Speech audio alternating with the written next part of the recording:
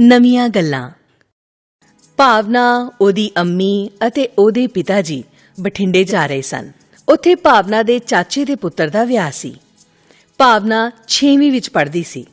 ਉਹ ਕਈ ਸਾਲਾਂ ਤੋਂ ਦਿੱਲੀ ਤੋਂ ਬਾਹਰ ਨਹੀਂ ਸੀ ਗਈ। ਜਦੋਂ ਬਹੁਤ ਪਹਿਲਾਂ ਗਈ ਸੀ ਤਾਂ ਛੋਟੀ ਜਿਹੀ ਸੀ। ਉਹਨੂੰ ਉਸ ਯਾਤਰਾ ਦਾ ਕੁਝ ਵੀ ਯਾਦ ਨਹੀਂ ਸੀ। ਗੱਡੀ 3 ਵਜੇ ਦਿੱਲੀ ਜੰਕਸ਼ਨ ਤੋਂ ਚੱਲ ਪਈ। ਉਹਨੇ 8 ਵਜੇ ਬਠਿੰਡੇ ਜਾ ਪੁੱਜਣਾ ਸੀ। ਉਹਨਾਂ ਨੇ ਕਾਫੀ ਪਹਿਲਾਂ ਆ ਕੇ ਖਿੜਕੀਆਂ ਕੋਲ ਬੈਠਣ ਦੀਆਂ ਥਾਵਾਂ ਲੈ ਲਈਆਂ ਸਨ। ਗੱਡੀ ਤੁਰਨ ਵੇਲੇ ਤੱਕ ਭੀੜ ਹੋ ਗਈ ਸੀ, ਪਰ ਉਹ ਵੇਲੇ ਸਿਰ ਆਏ ਹੋਣ ਕਰਕੇ ਆਰਾਮ ਨਾਲ ਬੈਠੇ ਹੋਏ ਸਨ। ਕੋਈ 20 ਮਿੰਟਾਂ ਵਿੱਚ ਗੱਡੀ ਦਿੱਲੀ ਤੋਂ ਬਾਹਰ ਹੋ ਗਈ। ਭਾਰਤ ਦੀ ਰਾਜਧਾਨੀ ਦਾ ਭੀੜ ਭੜੱਕਾ ਅਤੇ ਰੌਲਾ ਗੌਲਾ ਪਿੱਛੇ ਰਹਿ ਗਿਆ। ਮੁਸਾਫਰ ਵੀ ਬੈਠਣ ਦੀਆਂ ਥਾਵਾਂ ਭਾਲ ਕੇ ਜਾਂ ਸਮਾਨ ਵਾਲੇ ਫੱਟਿਆਂ ਉੱਤੇ ਚੜ੍ਹ ਕੇ ਸਾਰੇ ਦੇ ਸਾਰੇ ਟਿਕ ਗਏ। ਕੁਝ ਲੋਕ ਇੱਕ ਦੂਜੇ ਨਾਲ ਗੱਲਾਂ ਕਰ ਰਹੇ ਸਨ। ਕੁਝ ਚੁੱਪ ਕਰਕੇ ਗੋਡਿਆਂ ਉੱਤੇ ਹੱਥ ਧਰੀ ਬੈਠੇ ਹੋਏ ਸਨ। ਇੱਕ ਦੋ ਮੁਸਾਫਰ ਰਸਾਲੇ ਪੜ੍ਹ ਰਹੇ ਸਨ। ਪਿਤਾ ਜੀ ਉਸ ਸੀਟ ਉੱਤੇ ਬੈਠੇ ਸਨ ਜਿੱਥੋਂ ਇੰਜਣ ਵੱਲ ਉਹਨਾਂ ਦੀ ਪਿੱਠ ਸੀ। ਅੰਮੀ ਤੇ ਭਾਵਨਾ ਉਹਨਾਂ ਦੇ ਸਾਹਮਣੇ ਸਨ। ਭਾਵਨਾ ਨੇ ਖਿੜਕੀ ਦੇ ਬੰਦ ਸ਼ੀਸ਼ੇ ਵਿੱਚੋਂ ਬਾਹਰ ਉੱਪਰ ਵੱਲ ਦੇਖਿਆ। ਉਹਨੇ ਕਿਹਾ, ਅੰਮੀ, ਕਈ ਤਸਵੀਰਾਂ ਵਿੱਚ ਰੇਲ ਦੇ ਇੰਜਣ ਵਿੱਚੋਂ ਧੂਆਂ ਨਿਕਲਦਾ ਹੁੰਦਾ ਹੈ। ਇੱਥੇ ਤਾਂ ਧੂਆਂ ਦਿਸਦਾ ਨਹੀਂ। ਅੰਮੀ ਨੇ ਦੱਸਿਆ, ਕੁਝ ਸਮਾਂ ਪਹਿਲਾਂ ਤੱਕ ਇੰਜਣ ਕੋਇਲੇ ਨਾਲ ਚੱਲਦੇ ਸਨ। ਕੋਇਲਾ ਮੱਚਣ ਨਾਲ ਧੂਆਂ ਨਿਕਲਦਾ ਸੀ। ਹੁਣ ਰੇਲ ਦੇ ਇੰਜਣ ਡੀਜ਼ਲ ਜਾਂ ਬਿਜਲੀ ਨਾਲ ਚੱਲਦੇ ਹਨ। ਇਹਨਾਂ ਨਾਲ ਧੂਆਂ ਨਹੀਂ ਬਣਦਾ ਤੇ ਹਵਾ ਗੰਦੀ ਨਹੀਂ ਹੁੰਦੀ। ਨਾਵਲ ਬੈਗ ਵਿੱਚ ਹੈ ਕਿ ਟੋਕਰੀ ਵਿੱਚ ਹੈ? ਪਿਤਾ ਜੀ ਨੇ ਖੜੇ ਹੁੰਦਿਆਂ ਅੰਮੀ ਤੋਂ ਪੁੱਛਿਆ। ਟੋਕਰੀ ਵਿੱਚ ਹੈ, ਅੰਮੀ ਨੇ ਦੱਸਿਆ। ਮੇਰੀ ਕਹਾਣੀਆਂ ਦੀ ਪੁਸਤਕ ਵੀ ਕੱਢ ਦਿਓ। ਅੰਮੀ ਤੋਂ ਪਹਿਲਾਂ ਭਾਵਨਾ ਬੋਲ ਪਈ। ਤੇਰੀ ਪੁਸਤਕ ਤਾਂ ਮੈਂ ਬੈਗ ਵਿੱਚ ਪਾਈ ਹੀ ਨਹੀਂ, ਅੰਮੀ ਨੇ ਕਿਹਾ। ਪਿਤਾ ਜੀ ਦਾ ਨਾਵਲ ਦੇਖ ਕੇ ਮੈਂ ਆਪੇ ਪਾ ਦਿੱਤੀ ਸੀ, ਭਾਵਨਾ ਨੇ ਆਪਣੀ ਹੁਸ਼ਿਆਰੀ ਉੱਤੇ ਖੁਸ਼ ਹੋ ਕੇ ਦੱਸਿਆ। ਮੈਨੂੰ ਉਹਨਾਂ ਤੇ ਸਲਾਈਆਂ ਫੜਾ ਦਿਓ, ਅੰਮੀ ਬੋਲੀ। ਗਰਮੀ ਘੱਟ ਚੱਲੀ ਸੀ ਅਤੇ ਠੰਡ ਉਤਰ ਰਹੀ ਸੀ। ਅੰਮੀ ਨੇ ਭਾਵਨਾ ਦੇ ਸਕੂਲ ਦੀ ਵਰਦੀ ਦਾ ਨਵਾਂ ਸਵੈਟਰ ਉਣਨਾ ਸ਼ੁਰੂ ਕੀਤਾ ਹੋਇਆ ਸੀ। ਪਿਤਾ ਜੀ ਨੇ ਇੱਕ ਪਲ ਕੁਝ ਸੋਚਿਆ, ਫਿਰ ਉਹਨਾਂ ਨੇ ਅੰਮੀ ਨੂੰ ਅੱਧ ਬੁਣਿਆ ਸਵੈਟਰ ਤਾਂ ਫੜਾ ਦਿੱਤਾ, ਪਰ ਪੁਸਤਕਾਂ ਨਾ ਕੱਢੀਆਂ, ਨਾ ਆਪਣੀ ਪੁਸਤਕ ਨਾ ਭਾਵਨਾ ਦੀ। ਉਹ ਭਾਵਨਾ ਕੋਲ ਬੈਠ ਗਏ ਅਤੇ ਬੋਲੇ, ਪੁਸਤਕਾਂ ਫੇਰ ਪੜਾਂਗੇ, ਪਹਿਲਾਂ ਬਾਹਰ ਦਾ ਨਜ਼ਾਰਾ ਦੇਖਾਂਗੇ। ਜਦੋਂ ਭਾਵਨਾ ਨੇ ਬਾਹਰ ਦੇਖਿਆ, ਸਭ ਤੋਂ ਪਹਿਲਾਂ ਉਸ ਦੀ ਨਜ਼ਰ ਤਾਰਾਂ ਉੱਤੇ ਪਈ। ਪਟੜੀ ਦੇ ਨਾਲ-ਨਾਲ ਟੈਲੀਫੋਨ ਦੀਆਂ ਤਾਰਾਂ ਲੱਗੀਆਂ ਹੋਈਆਂ ਸਨ। ਉਹ ਹੈਰਾਨ ਹੋਈ, ਖੰਭਿਆਂ ਦੇ ਵਿਚਕਾਰ ਤਾਰਾਂ ਢਿੱਲੀਆਂ ਕਿਉਂ ਛੱਡ ਦਿੱਤੀਆਂ ਗਈਆਂ ਹਨ? ਤਾਰਾਂ ਠੀਕ ਤਰ੍ਹਾਂ ਕੱਸੀਆਂ ਵੀ ਨਹੀਂ ਕਿਸੇ ਨੇ, ਉਸਨੇ ਪਿਤਾ ਜੀ ਕੋਲ ਸ਼ਿਕਾਇਤ ਕੀਤੀ। ਨਹੀਂ ਪੁੱਤਰ, ਇਹ ਜਾਣ ਬੁੱਝ ਕੇ ਢਿੱਲੀਆਂ ਛੱਡੀਆਂ ਗਈਆਂ ਹਨ, ਪਿਤਾ ਜੀ ਨੇ ਦੱਸਿਆ। ਕਿਉਂ? ਭਾਵਨਾ ਹੈਰਾਨ ਹੋਈ। ਤੂੰ ਸਧਾਰਨ ਵਿਗਿਆਨ ਵਿੱਚ ਪੜ੍ਹਿਆ ਹੈ ਨਾ ਕਿ ਚੀਜ਼ਾਂ ਗਰਮ ਹੋ ਕੇ ਫੈਲਦੀਆਂ ਅਤੇ ਠੰਡੀਆਂ ਹੋ ਕੇ ਸੁੰਗੜਦੀਆਂ ਹਨ। ਜੇ ਇਹ ਪੂਰੀਆਂ ਕੱਸੀਆਂ ਹੋਈਆਂ ਹੋਣ, ਸਿਆਲ ਵਿੱਚ ਸੁੰਗੜ ਕੇ ਟੁੱਟ ਸਕਦੀਆਂ ਹਨ, ਪਿਤਾ ਜੀ ਨੇ ਸਮਝਾਇਆ। ਇਹਨੇ ਨੂੰ ਭਾਵਨਾ ਦਾ ਧਿਆਨ ਇੱਕ ਖੇਤ ਵਿੱਚ ਕੰਮ ਕਰ ਰਹੀਆਂ ਇਸਤਰੀਆਂ ਵੱਲ ਚਲਿਆ ਗਿਆ। ਉਹਨਾਂ ਸਭਨਾਂ ਨੇ ਆਪਣੀਆਂ ਪਿੱਠਾਂ ਉੱਤੇ ਚਾਦਰਾਂ ਦੀਆਂ ਝੋਲੀਆਂ ਬੰਨੀਆਂ ਹੋਈਆਂ ਸਨ। ਉਹ ਬੂਟਿਆਂ ਤੋਂ ਕੁਝ ਤੋੜ-ਤੋੜ ਕੇ ਝੋਲੀਆਂ ਵਿੱਚ ਪਾ ਰਹੀਆਂ ਸਨ। ਪਿਤਾ ਜੀ ਨੇ ਦੱਸਿਆ ਕਿ ਉਹ ਕਪਾਹ ਦਾ ਖੇਤ ਹੈ। ਇਸਤਰੀਆਂ ਖਿੜੀ ਹੋਈ ਕਪਾਹ ਚੁਗ ਰਹੀਆਂ ਹਨ। ਅੰਮੀ ਨੇ ਦੱਸਿਆ ਕਿ ਉਸ ਤੋਂ ਅੱਗੇ ਸੂਤੀ ਕੱਪੜਾ ਬੁਣਿਆ ਜਾਂਦਾ ਹੈ। ਇੱਕ ਕਿਸਾਨ ਟਰੈਕਟਰ ਨਾਲ ਖਾਲੀ ਖੇਤ ਵਿੱਚ ਹਲ ਵਾਹ ਰਿਹਾ ਸੀ।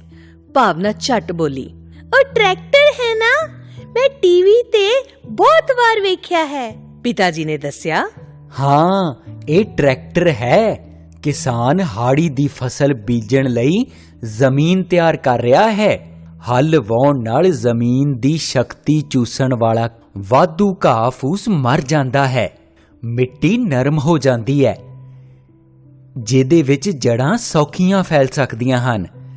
ਨਾਲੇ ਮਿੱਟੀ ਵਿੱਚ ਹਵਾ ਰਲ ਜਾਂਦੀ ਹੈ, ਜੋ ਜੜ੍ਹਾਂ ਦੀ ਖੁਰਾਕ ਦੇ ਕੰਮ ਆਉਂਦੀ ਹੈ। ਹਾੜੀ ਦੀ ਫਸਲ ਕੀ ਹੁੰਦੀ ਹੈ? ਭਾਵਨਾ ਨੇ ਪੁੱਛਿਆ। ਜਿਨ੍ਹਾਂ ਫਸਲਾਂ ਨੂੰ ਸਿਆਲ ਚੜ੍ਹਨ ਤੋਂ ਮਗਰੋਂ ਬੀਜਿਆ ਜਾਂਦਾ ਹੈ ਅਤੇ ਹਾੜ ਚੜ੍ਹਦਿਆਂ ਵੱਢਿਆ ਜਾਂਦਾ ਹੈ, ਉਹਨਾਂ ਨੂੰ ਹਾੜੀ ਦੀਆਂ ਫਸਲਾਂ ਆਖਦੇ ਹਨ, ਪਿਤਾ ਜੀ ਨੇ ਦੱਸਿਆ। ਜਿਵੇਂ ਕਣਕ, ਛੋਲੇ, ਸਰੋਂ। ਅੰਮੀ ਨੇ ਉਦਾਹਰਨ ਦਿੱਤੀ। ਤੇ ਕਪਾਹ? ਭਾਵਨਾ ਨੇ ਇੱਕ ਹੋਰ ਫਸਲ ਦਾ ਨਾਂ ਲਿਆ। ਨਹੀਂ, ਕਪਾਹ ਨਹੀਂ, ਇਹ ਸਾਉਣੀ ਦੀ ਫਸਲ ਹੈ। ਜੋ ਫਸਲਾਂ ਗਰਮੀਆਂ ਵਿੱਚ ਬੀਜ ਕੇ ਸਰਦੀਆਂ ਦੇ ਸ਼ੁਰੂ ਵਿੱਚ ਪ੍ਰਾਪਤ ਹੁੰਦੀਆਂ ਹਨ, ਉਹ ਸਾਉਣੀ ਦੀਆਂ ਫਸਲਾਂ ਹੁੰਦੀਆਂ ਹਨ। ਪਿਤਾ ਜੀ ਬੋਲੇ। ਭਾਵਨਾ ਨੇ ਗੱਲ ਬਦਲੀ। ਪਿਤਾ ਜੀ, ਮੇਰੇ ਮਨ ਵਿੱਚ ਇੱਕ ਹੋਰ ਸਵਾਲ ਆਇਆ ਹੈ। ਹਾਂ ਹਾਂ, ਜ਼ਰੂਰ ਪੁੱਛੋ ਬੇਟਾ। ਪਿਤਾ ਜੀ ਬੋਲੇ। ਜਦੋਂ ਮਨ ਵਿੱਚ ਕੋਈ ਸਵਾਲ ਆਵੇ, ਜ਼ਰੂਰ ਪੁੱਛ ਲੈਣਾ ਚਾਹੀਦਾ ਹੈ। ਭਾਵਨਾ ਹੈਰਾਨ ਹੋਈ। ਇਹ ਟਰੈਕਟਰਾਂ ਵਰਗੀਆਂ ਮਸ਼ੀਨਾਂ ਤਾਂ 100-150 ਸਾਲ ਪਹਿਲਾਂ ਹੀ ਬਣੀਆਂ ਹਨ। ਉਸ ਤੋਂ ਪਹਿਲਾਂ ਕਿਸਾਨ ਕੀ ਕਰਦੇ ਸਨ? ਪਿਤਾ ਜੀ ਤੇ ਅੰਮੀ ਖੁਸ਼ ਹੋ ਗਏ। ਅੰਮੀ ਨੇ ਪਿਆਰ ਨਾਲ ਉਸ ਦੇ ਸਿਰ ਉੱਤੇ ਹੱਥ ਫੇਰ ਕੇ ਕਿਹਾ, ਤੇਰਾ ਸਵਾਲ ਬਹੁਤ ਵਧੀਆ ਹੈ। ਪਿਤਾ ਜੀ ਨੇ ਦੱਸਿਆ, ਟਰੈਕਟਰ ਤੋਂ ਪਹਿਲਾਂ ਖੇਤੀ ਬਲਦਾਂ ਨਾਲ ਕੀਤੀ ਜਾਂਦੀ ਸੀ। ਗਊ ਦਾ ਵੱਛਾ ਜਦੋਂ ਵੱਡਾ ਹੋ ਜਾਂਦਾ ਸੀ, ਉਸ ਨੂੰ ਬਲਦ ਆਖਦੇ ਸਨ। ਟਰੈਕਟਰ ਇੱਕ ਦਿਨ ਵਿੱਚ ਬਲਦਾਂ ਨਾਲੋਂ ਕੰਮ ਵੀ ਬਹੁਤਾ ਕਰਦਾ ਹੈ ਤੇ ਕਿਸਾਨ ਦੀ ਮਿਹਨਤ ਵੀ ਘੱਟ ਲੱਗਦੀ ਹੈ। ਇਸ ਕਰਕੇ ਹੁਣ ਟਰੈਕਟਰ ਦੀ ਵਰਤੋਂ ਆਮ ਹੋ ਗਈ ਹੈ। ਭਾਵਨਾ ਇੱਕਦਮ ਹੱਸ ਕੇ ਆਖਣ ਲੱਗੀ, ਉਹ ਦੇਖੋ ਪਿਤਾ ਜੀ, ਇੱਕ ਕਾਂ ਗੱਡੀ ਨਾਲ ਦੌੜ ਲਾ ਰਿਹਾ ਹੈ। ਗੱਡੀ ਦੇ ਬਾਹਰ ਇੱਕ ਕਾਂ ਉੱਡਿਆ ਜਾ ਰਿਹਾ ਸੀ। ਉਹ ਇਉਂ ਲੱਗਦਾ ਸੀ ਜਿਵੇਂ ਸ਼ਰਤ ਲਾ ਕੇ ਅੱਗੇ ਨਿਕਲਣ ਦਾ ਯਤਨ ਕਰ ਰਿਹਾ ਹੋਵੇ, ਪਰ ਉਹ ਹੌਲੀ-ਹੌਲੀ ਪਿੱਛੇ ਰਹਿਣ ਲੱਗ ਪਿਆ। ਅੰਤ ਉਹ ਪਿੱਛੇ ਰਹਿ ਕੇ ਖਿੜਕੀ ਵਿੱਚੋਂ ਦਿਸਣੋਂ ਹਟ ਗਿਆ।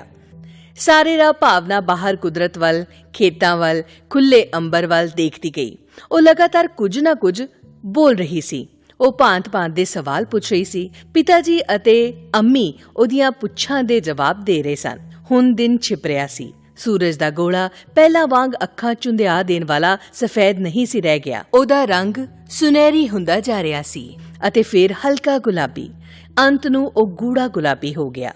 ਸੂਰਜ ਕਿੰਨਾ ਸੋਹਣਾ ਹੋ ਗਿਆ, ਭਾਵਨਾ ਨੇ ਪ੍ਰਸ਼ੰਸਾ ਕੀਤੀ। ਹਾਂ, ਇਹ ਸੋਨੇ ਦੇ ਥਾਲ ਵਾਂਗ ਲੱਗਦਾ ਹੈ। ਪਿਤਾ ਜੀ ਨੇ ਉਸ ਦੀ ਗੱਲ ਦੀ ਪੁਸ਼ਟੀ ਕੀਤੀ। ਕਦੀ ਦੇਖਿਆ ਤੂੰ ਦਿੱਲੀ ਵਿੱਚ ਇੰਨਾ ਸੋਹਣਾ ਸੂਰਜ? ਅੰਮੀ ਬੋਲੇ। ਵੱਡੇ ਸ਼ਹਿਰਾਂ ਵਿੱਚ ਕੁਦਰਤ ਦਾ ਆਨੰਦ ਨਹੀਂ ਮਿਲਦਾ। ਇਹਨੇ ਨੂੰ ਪੰਛੀਆਂ ਦੀਆਂ ਡਾਰਾਂ ਦਿਖਾਈ ਦੇਣ ਲੱਗੀਆਂ। ਕਾਂ, ਘੁੱਗੀਆਂ, ਤੋਤੇ ਅਤੇ ਕਬੂਤਰ ਟੋਲੀਆਂ ਬਣਾ ਕੇ ਉੱਡ ਰਹੇ ਸਨ। ਇਹ ਇਹਨੇ ਕਿੱਥੋਂ ਆ ਗਏ? ਭਾਵਨਾ ਹੈਰਾਨ ਹੋ ਗਈ। ਇਹ ਆਪਣੇ ਘਰਾਂ ਨੂੰ ਪਰਤ ਰਹੇ ਹਨ, ਪਿਤਾ ਜੀ ਨੇ ਦੱਸਿਆ। ਜਿਵੇਂ ਤੇਰੇ ਪਿਤਾ ਜੀ ਸ਼ਾਮ ਨੂੰ ਕੰਮ ਕਰਨ ਪਿੱਛੋਂ ਦਫ਼ਤਰੋਂ ਮੁੜਦੇ ਹਨ, ਜਿਵੇਂ ਖੇਤਾਂ ਵਿੱਚੋਂ ਕਿਸਾਨ ਪੁਰਸ਼ ਤੇ ਇਸਤਰੀਆਂ ਘਰਾਂ ਲਈ ਚੱਲ ਪੈਂਦੇ ਹਨ, ਇਸੇ ਪ੍ਰਕਾਰ ਇਹ ਪੰਛੀ ਘਰਾਂ ਨੂੰ ਪਰਤ ਰਹੇ ਹਨ। ਅੰਮੀ ਨੇ ਗੱਲ ਖੋਲ ਕੇ ਸਮਝਾਈ। ਕਿੱਥੇ ਨੇ ਇਹਨਾਂ ਦੇ ਘਰ? ਭਾਵਨਾ ਪੰਛੀਆਂ ਦੇ ਘਰਾਂ ਦੀ ਗੱਲ ਸੁਣ ਕੇ ਸੋਚ ਵਿੱਚ ਪੈ ਗਈ। ਇਹਨਾਂ ਦੇ ਆਪਣੇ ਆਲਣੇ ਹਨ, ਦਰਖਤਾਂ ਦੀਆਂ ਟਾਹਣੀਆਂ ਜਾਂ ਰਹਿਣ ਦੇ ਹੋਰ ਟਿਕਾਣੇ ਹਨ। ਉਹ ਇਹਨਾਂ ਦੇ ਘਰ ਹੀ ਹਨ। ਪਿਤਾ ਜੀ ਬੋਲੇ। ਸੂਰਜ ਛਿਪ ਗਿਆ ਸੀ। ਬਾਹਰ ਹਨੇਰਾ ਹੋ ਚੱਲਿਆ ਸੀ। ਬਠਿੰਡਾ ਵੀ ਨੇੜੇ ਆ ਗਿਆ ਸੀ। ਅੰਮੀ ਨੇ ਖੜੀ ਹੋ ਕੇ ਸਵੈਟਰ ਟੋਕਰੀ ਵਿੱਚ ਸੰਭਾਲ ਦਿੱਤਾ।